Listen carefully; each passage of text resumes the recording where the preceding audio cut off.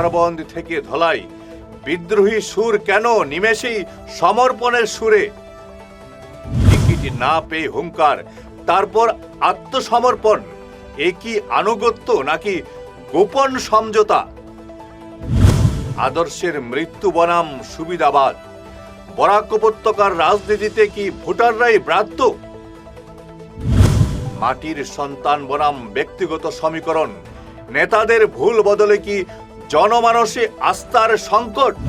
নমস্কার, আপনারা দেখছেন ঈশান বাংলা পয়েন্ট ব্ল্যাঙ্ক। রাজনীতি কি এখন শুধু একটি সুবিধাজনক দাবার বোর্ড, যেখানে জনসেবার চেয়ে নিজের চালটাই বড় কথা? প্রশ্নটা আজ আমাদের নয়, বরং সাধারণ ভোটারদের। নির্বাচনের দামামা বাজলেই আমরা দেখি এক অদ্ভুত মৌসুমী বিদ্রোহ। টিকিট না পেলেই দলের বিরুদ্ধে ক্ষোভের আগ্নেয়গিরি ফেটে পড়ে। নির্দল হিসেবে হুঙ্কার দেওয়া হয়, কিন্তু কয়েকদিন যেতে না যেতেই দেখা যায় সেই আগ্নেয়গিরি বরফের মতো ঠান্ডা।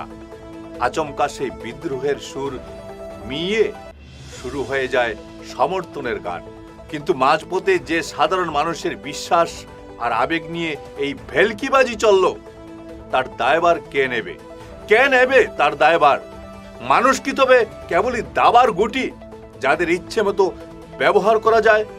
উধারবন্দ থেকে ধলায় গত কয়েকদিনে উপত্যকার রাজনীতিতে যা যা ঘটল, তা কোনো সিনেমার চিত্রনাট্যের চেয়ে কম নয়।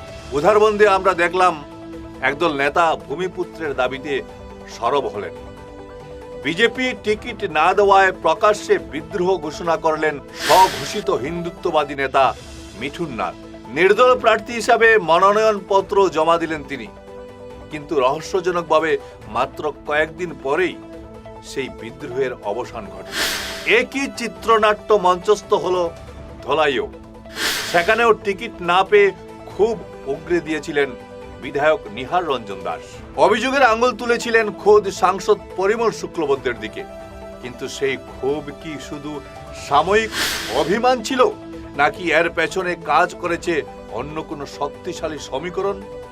এখন বড় প্রশ্ন হলো এই যে হঠাৎ করে সুর বদলানো, এর পেছনে কি কেবলই দলীয় আনুগত্য কাজ করেছে, নাকি লুকোচক্ষুর আড়ালে কোনো বড় ধরনের বোঝাপড়া বা গিভ অ্যান্ড টেক পলিটিক্স হয়েছে? যদিও আমাদের হাতে এর কোনো অকাট্য প্রমাণ নেই, কিন্তু জনমানসে এই প্রশ্নটা এখন তীরের মতো বিচ্ছে।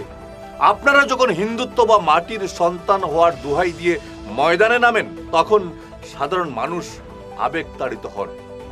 কিন্তু ব্যক্তিগত ক্ষোভ বা দলীয় চাপে যখন সেই অবস্থান থেকে 180 ডিগ্রি ঘুরে যান, তখন সেই ভোটারদের আবেগের অমর্যাদা হয় না?